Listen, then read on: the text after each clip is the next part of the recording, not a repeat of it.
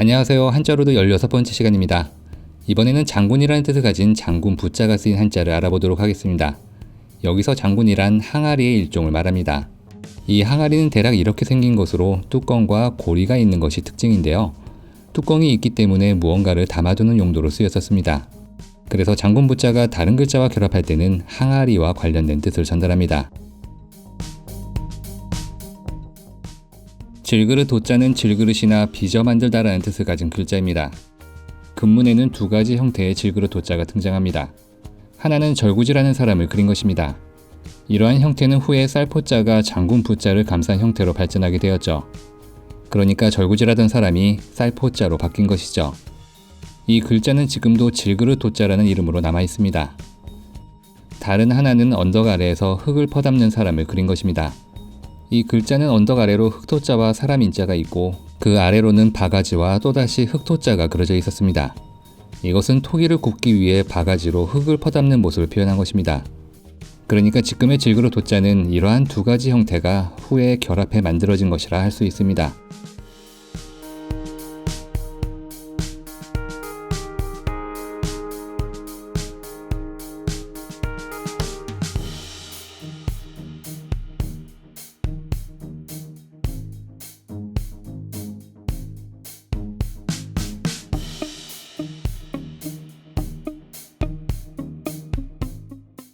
보배 보자는 보배나 보물이란 뜻을 가진 글자입니다.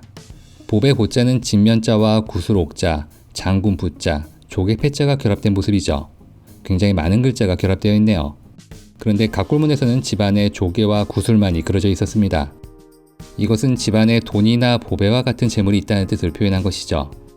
금문에서는 여기에 장군 부자가 더해지면서 재물이 담겨있는 항아리를 뜻하게 되었습니다. 그러니까 지금의 보배 보자는 집에 돈이나 보물이 가득한 항아리가 있는 모습인 것이죠.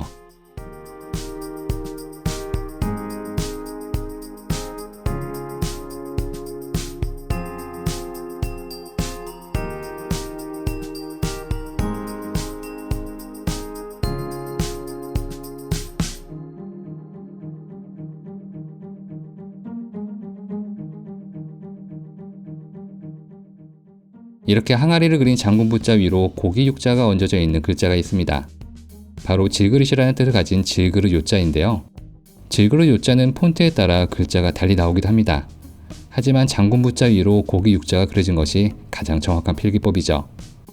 질그릇 요자는 항아리 안에 음식이 있다는 뜻을 표현하기 위해 만든 글자입니다. 하지만 단독으로 쓰이지도 않고 관련된 단어도 없죠.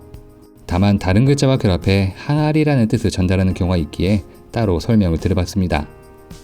이렇게 고기가 든 항아리를 그린 질그릇 요자에 손수자가 결합하면 흔들리다라는 뜻의 흔들 요자가 됩니다. 그러니까 흔들 요자는 고기를 꺼내는 과정에서 항아리가 흔들린다는 뜻이죠.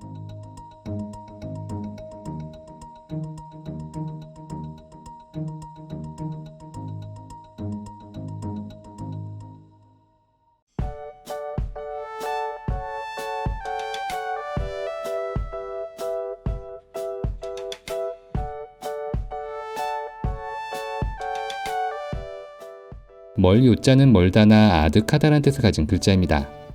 멀 요자는 쉬엄쉬엄 갈착자와 질그릇 요자가 결합된 것인데요. 이러한 조합이 왜 멀다라는 뜻을 갖게 된 것일까요? 옛날에는 식수를 얻기 위해 우물이나 개울가로 가야 했습니다. 쉬운 일도 아니었고 가까운 거리도 아니었죠. 멀 요자는 그러한 의미를 담은 글자로 물을 길 때 사용하던 항아리에 길을 그려 물을 길러 가는 길이 매우 멀다라는 뜻을 표현한 글자입니다.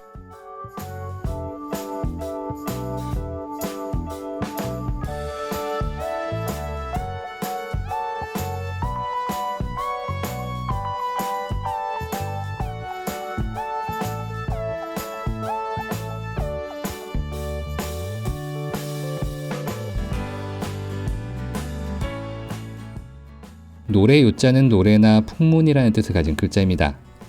노래 요자는 말씀 원자와 질그릇 요자가 결합된 모습인데요. 여기에 쓰인 질그릇 요자는 질그릇과는 아무 관계가 없습니다. 왜냐하면 금문에 나온 노래 요자를 보면 말하는 여우가 그려져 있었기 때문이죠. 예로부터 여우는 간사함을 상징하는 동물이었습니다. 그래서 이렇게 여우가 말하는 모습의 노래 요자는 소문이나 풍문을 뜻했었습니다. 간사함을 상징하는 여우가 말하는 모습을 그려 누군가를 이간질하는 간사한 말이라는 뜻을 표현한 것이죠. 백제의 30대 왕인 무왕이 선하 공주를 얻기 위해 퍼뜨린 소문을 서동요라 하니 대략적인 의미가 이해되실 거라 생각됩니다. 그래서 노래 요자는 풍문을 뜻했었지만 이러한 뜻이 점차 확대되면서 노래나 가요라는 뜻을 갖게 되었습니다. 여우의 형태는 후에 모양이 비슷한 질그릇 요자가 대신하게 되었습니다. 그러니 노래 요자는 질그릇과는 아무 관계가 없는 것이죠.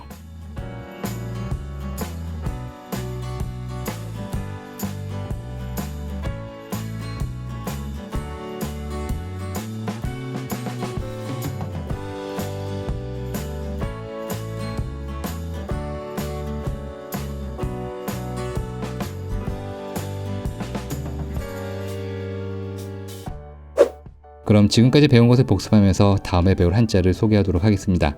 시청해주셔서 감사합니다.